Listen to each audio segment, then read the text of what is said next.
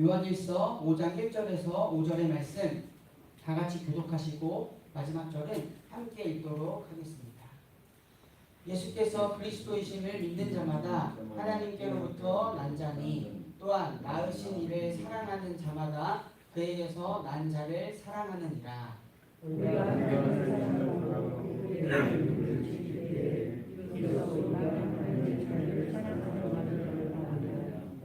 하나님을 사랑하는 것은 이것이니 우리가 그의 계명들을 지키는 것이라. 그의 계명들은 무거운 것이 아니로다.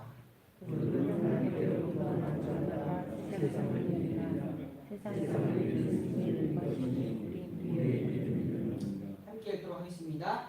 예수께서 하나님의 아들이심을 믿는 자가 아니면 세상을 이기는 자가 누구냐. 아멘. 네, 오늘도 새로운 이 아침에 하나님을 예배하러 오신 우리 전국교회 성도님들을 주님의 이름으로 사랑하고 축복합니다. 네, 어제와 또 지난 밤 사이에 또 가을치고는 많은 비가 내렸는데요. 많은 피해 없으시길 바랍니다. 다음은 메시지 성경에서요. 요한 1, 2, 3서의 머릿말의 내용입니다. 제가 잠시 읽어드리겠습니다. 하나님을 바르게 섬기려면 제대로 사랑하는 법을 익혀야 합니다. 제대로 사랑하려면 하나님을 바르게 섬겨야 합니다. 하나님과 사랑은 서로 떼어놓고 생각할 수 없습니다. 사랑은 그분의 계명을 따라 사는 것입니다. 그분의 계명을 하나로 줄여 말하면 이렇습니다. 사랑 안에서 삶을 경영하라. 요한일서는 사랑 안에서 삶을 경영하기 위해서는 하나님 관계에서의 사랑을 또한 형제나 이웃 관계에서의 사랑을 강조하며 실천하며 살아갈 것을 말합니다. 오늘 우리가 함께 읽은 본문의 1절과 2절은 그 부분을 말해줍니다. 제가 세번역 성경으로 읽어드리겠습니다. 예수가 그리스도이심을 믿는 사람은 다 하나님에게서 태어났습니다. 낳아주신 분을 사랑하는 사람은 다 그분이 낳으신 이도 사랑합니다. 우리가 하나님을 사랑하고 또 그의 계명을 지키면 이로써 우리가 하나님의 자녀를 사랑한다는 것을 압니다. 아멘. 요한일서의 저자는요 5장 1절에서 하나님을 사랑하는 자를 좀 구체적으로 밝혔습니다.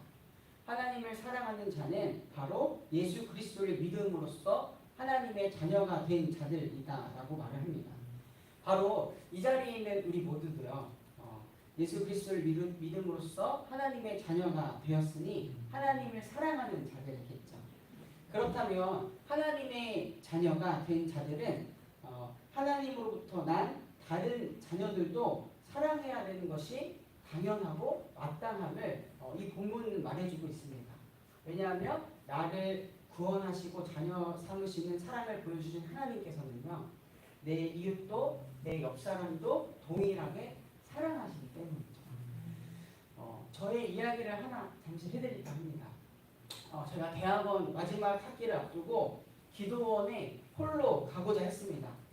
이유는요 정말 멋진 사역자가 되고 싶었고 능력 있는 사역자가 되고 싶었습니다. 어떻게 사역을 하면 하나님께 멋지게 보이는지 능력 받을 수 있는지를 묻고 싶어서 기도원에 가고자 했습니다. 그런데 그때 저를 참 좋아해주고 따랐던 교회 동생이 자기도 같이 가고 싶다고 했습니다. 근데 솔직히 저는 달갑지가 않았어요. 왜냐하면 우선 하나님께 시간을 좀 홀로 내어서 기도드리고 싶은 마음이 컸고요. 그 동생이 가면 솔직히 제게 짐이라고 생각했기 때문이었습니다. 상대적으로 좀 몸집도 크고 둔했습니다. 빠릿빠릿하게 움직이질 좀 못했죠. 또 아직은 그 동생이 너무 어리다고 생각했기 때문에 챙겨야 할 부분이 많다라고 생각했습니다. 거리가 그래도 편도로 한 3시간 거리였으니까요. 그 당시 그 동생은요 어렵게 대학 진학을 해서 어렵게 학교를 다니다가 자신이 다니던 학과가 도중에 없어져서 어떤 길로 가야 할지 고민 중이었습니다. 꼭 같이 가면 안 되겠냐고 사정을 해서 어쩔 수 없이 그냥 함께 기도원에 가게 되었습니다. 이제 기도원에 가는 길 셔틀버스를 타고 기도원에 다 도착하는데요. 그 셔틀버스 계단을 내려갔는데 그만 그 동생이 발을 헛디뎌서 넘어졌습니다. 동생을 겉으로는 걱정했지만 속으로 저한테 이런 마음이 있더라고요. 아이고 내 예상이 맞았구나. 짐이다. 짐이야. 이런 생각을 했었습니다. 다행히 그래도 동생이 크게 다치지는 않았었어요. 기도원에서 집회를 마치고 개인 기도를 하는 시간이었습니다. 기도를 시작했습니다. 교회 동생한테는 우리 기도 시간에는 떨어져서 기도하자. 떨어져서 하나님께 기도하자. 이렇게 했어요. 집중하면서. 그래서 저는 이렇게 기도했습니다. 하나님, 앞으로 저 이제 대학을 졸업하면 멋지게 사역하고 싶고 능력 있는 하나님의 사람이 되고 싶습니다. 하나님의 능력을 부어주세요. 라고 열심히 기도했습니다. 그렇게 기도하면 하나님께서 앞으로 어디를 가야 할지를 알려주시고 또 하나님의 능력을 많이 부어주실 줄 알았습니다. 그런데 기도하던 중 하나님께서는 한 명의 사람을 떠올리게 하셨어요. 그게 누구냐면 바로 저와 함께 기도원에 갔던 그 동생이 났어요. 제가 멋진 사역자가 되고 해달라고 했는데 능력 있는 사역자가 되게 해달라고 기도했는데 왜 갑자기 이 동생이 떠오를까 하는데 그때 주님께서 제게 마음에 이런 질문을 던져주셨습니다. 이런 질문을 던져주셨어요. 충식아, 내가 너를 사랑하는 것처럼 너 그 동생도 사랑할 수 있는. 그 무렵에 그동안 저는 저를 잘 따랐던 그 동생을 알게 모르게 무시하고 짐처럼 여겼던 저의 모습이 떠올랐습니다. 그때 참 많은 회개를 했던 것 같아요. 눈물도 많이 흘렸어요. 멋진 사역자, 능력 있는 사역자가 되기에 앞서서 그렇게 되는 것보다 하나님께서는 내 옆에 있는 영혼을 진정으로 사랑하기를 원하시는구나 하는 것을 깨닫고 느끼고 배웠던 그 시간이었던 것 같습니다. 믿는 우리에게 하나님을 사랑하고 또한 형제를 사랑하는 것은 결코 어려운 일이 아닙니다. 하나님의 사랑을 경험하고 안다면 바로 그것이 형제를 사랑하는 기초가 됩니다. 오늘 본문 바로 앞장인 요한일서 4장 20절에서 21절은 그 사실을 말해주고 있습니다. 누구든지 하나님을 사랑하노라 하고 그 형제를 미워하면 이는 거짓말하는 자니 보는 바 그 형제를 사랑하지 않는 자는 보지 못하는 바 하나님을 사랑할 수 없느니라. 우리가 이 계명을 주께 받았나니 하나님을 사랑하는 자는 또한 그 형제를 사랑할지니라. 아멘. 형제를 향한 사랑은 하나님을 향한 사랑의 증거가 되며 형제에 대한 사랑 없이 하나님을 사랑한다는 그 말은 거짓이 된다는 신앙을 말해주고 있습니다. 그래서 오늘 본문 3절 하나님을 사랑하는 것과 하나님의 자녀를 사랑하는 것 곧 하나님의 계명을 지키는 것을 잘 말해주고 있는데요. 하나님의 사랑이 기초가 된다면 형제를 사랑하는 일은 결코 무거운 것이 아님을 말해주고 있습니다. 여기서 우리는 하나님을 향한 우리의 신앙을 점검할 수 있는 한 가지 질문을 얻어낼 수 있습니다. 과연 나는 내 형제, 자매, 이웃을 진심으로 사랑하는가? 또한 하나님의 사랑을요 나타나는 환경으로 판단하려는 사람들도 있습니다. 그들은 내가 잘 되고 편안하면 하나님께서 나를 사랑하신다라고 생각을 하고요. 반대로 시험이 오고 고난이 닥치면 하나님께서 나를 사랑하시지 않는다라고 생각을 합니다. 그러나 하나님의 사랑은요 결코 환경에 따라서 판단해서는 안 됩니다. 하나님의 사랑은 이미 예수 그리스도의 십자가에서 확증하셨습니다. 이 사실을 믿으시기 바랍니다. 그리고 그 완전한 사랑과 구원을 보증해 주기 위해서 오늘 우리와 함께 성령님을 통해서 동행해 주신 분이 하나님이십니다. 우리 믿는 성도들은 이에 대한 믿음이 있는 자들입니다. 예수님께서 제자들이 자신을 떠나시고 홀로 계실 때에도 함께 계시는 아버지 하나님을 의지함으로 나는 평안을 누린다라고 고백을 하셨습니다. 그리고 세상에서 환난과 시험을 당하는 이들에게 그것들에 대한 승리의 기초가 되어 주심을 예수님께서는 말씀해 주셨는데요. 요한복음 16장 32절에서 33절의 말씀입니다.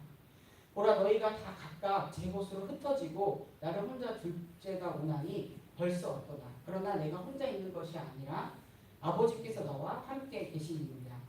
이것을 너희에게 이루는 것은 너희로 내 안에 평안을 누리게 하려 함이라. 세상에서는 너희가 환난을 당하나 감대하라. 내가 세상을 이기었노라. 아멘. 우리가 이러한 승리의 믿음으로 사는 사람인지 알 수 있는 것은요. 겉으로 보는 증거로는 바로 우리의 얼굴과 표정, 얼굴의 표정 그리고 분위기입니다. 우리와 함께 하시는 주님을 알고 믿으면요. 표정과 분위기가 달라지는 것 같아요. 우리와 함께 계신 예수님을 정말로 믿는다면 우리가 때때로 마주하는 어려운 상황이 있더라도 그곳에서도 평온함과 기쁨을 나타낼 수 있습니다. 우리는 어디 믿는 데가 있습니까? 우리는 이미 승리했습니다라는 그런 표정과 같이 말이죠. 제가 책에서 접한 한 이야기를 마지막으로 소개해드릴까 합니다. 어느 건물 입구에서요 꽃을 파는 할머니가 있었습니다. 할머니는 얼굴에 주름도 많고 옷차림도 좀 허름했어요. 그러나 늘 밝은 표정으로 주위 사람들을 즐겁게 해줬습니다. 한 번은 그 건물 주인이 할머니에게 물어보았어요. 무슨 좋은 일이 있으시나 봐요. 표정이 항상 밝아요. 그러자 할머니가 대답했습니다. 제 걱정을 트럭에 담으면 아마 100대 분량이 더 될 것입니다.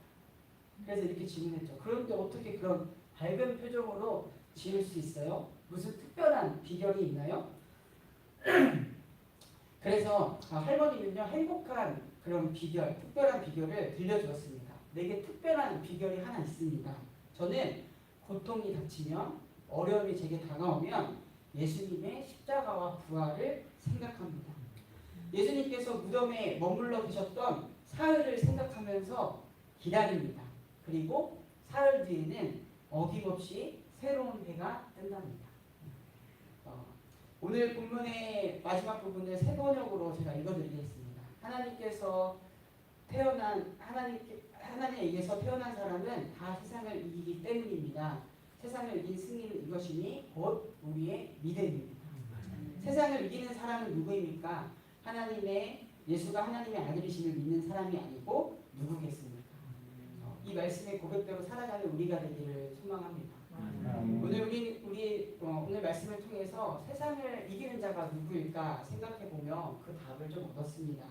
하나님의 사랑으로 내 형제와 이웃을 사랑하며 살아가는 자들, 또한 모든 혼란과 핍박, 어려움에서부터도 승리하신 주님을 믿고 믿음으로 살아가는 자들. 이런 사람들이 우리에게 때때로 근심과 걱정, 염려 또는 두려움을 마주하게 하는 세상을 이기며 살아가는 자들입니다. 오늘 이 자리에서 하나님께 예배하는 우리 모두가 그렇게 살아가기를 소망합니다. 우리 오늘도 사랑으로 믿음으로 함께 살아가길 소망합니다. 제가 기도하고 말씀 마치도록 하겠습니다.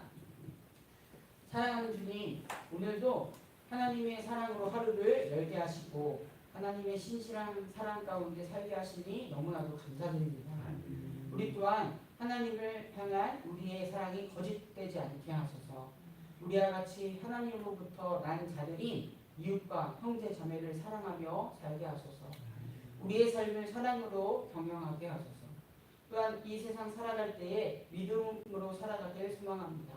세상을 이기시고 지금도 우리와 함께 하시는 주님을 의지하며 믿음으로 살아가는 하루하루가 되게 하소서. 나라 민족 세계를 위하여 중보합니다. 여전히 곳곳에 우리의 탐욕, 반목으로 인하여 혼란과 불안, 두려움에 있는 이들이 있습니다. 특별히 여전히 전쟁 중에 있는 러시아, 우크라이나 땅을 위하여 기도합니다. 그들을 긍휼히 여겨 주시옵소서.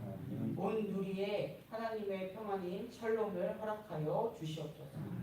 또한 이 시간 몸과 마음, 영혼이 아픈 환우들을 위하여 중보합니다. 환우들에게 하나님의 치유와 회복의 은혜가 있기를 간절히 원합니다. 병으로 인하여 지치지 않도록 그 영혼들을 어루만져 주시고 하나님의 역사하심을 경험하게 하소서. 함께하는 가정 또한 기억하여 주시옵소서. 수험생들을 위하여 중보합니다. 우리 수험생 한 명 한 명이 지혜의 근본 되시는 하나님을 의지하게 하소서.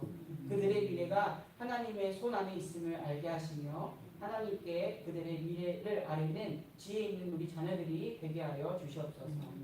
또한 이 시간 하나님께 마음을 드리는 이 있습니다. 하나님께서 기억하여 주시고 하나님의 신령한 복, 더 없는 복으로 더하여 주시옵소서. 이 시간 각자의 기도의 제목을 가지고 하나님께 나아갑니다. 기도를 통하여 하나님의 마음에 더욱 가까워지고 우리를 향한 하나님의 뜻에 가닿는 이 시간이 되게 하여 주시옵소서. 이 모든 말씀 지금도 우리와 함께 하시는 우리 구주 예수 그리스도의 이름으로 간절히 기도드립니다. 아멘. 하늘에 계신 우리 아버지여, 이름이 거룩히 여김을